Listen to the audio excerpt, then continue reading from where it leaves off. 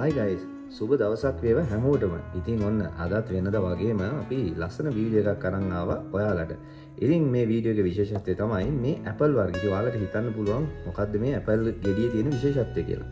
ඉතින් මේ Apple ගෙඩියේ තියෙන විශේෂත්වය තමයි අපිට මේක හම්බුනේ ඕස්ට්‍රේලියාවේ තියෙන ඕගනික් මාකට් එකේ. ඉතින් ලෝකේ Apple වර්ග 500ක් විතර තියෙනවා. ඉතින් මේ 500කින් එකක් තමයි අද අපි ඔයාලට අරන් එන්නේ. ඉතින් මේ Apple ගෙඩියේ විශේෂත්වය තමයි මේ ඇපල් ගෙඩිය කපනකොට හරිම රතු පාටයි ඇතුළ. ඉතින් ඔයාලා දැකලා තියෙනවද පිනි ජම්බු වගේ ඇතුළ රතු ඇපල්. ඉතින් එහෙමනම් ඔන්න අද අපි ඔයාලට පෙන්නන්න යන්නේ මේ ඇපල් ගෙඩිය කපද්දී මොනතරම් රතු පාටද මොනතරම් රස පාටද කියලා. මම රස පාටද කියලා ඇහුවයි දන්නවද? මොකද අපිට ඔයාලට කන්න දෙන්න බෑනේ. ඉතින් ඒකින්ද ඔයාලට මේකේ රස පාට තමයි බලන්න වෙන්නේ. අපිම කාලා රස කියන්න.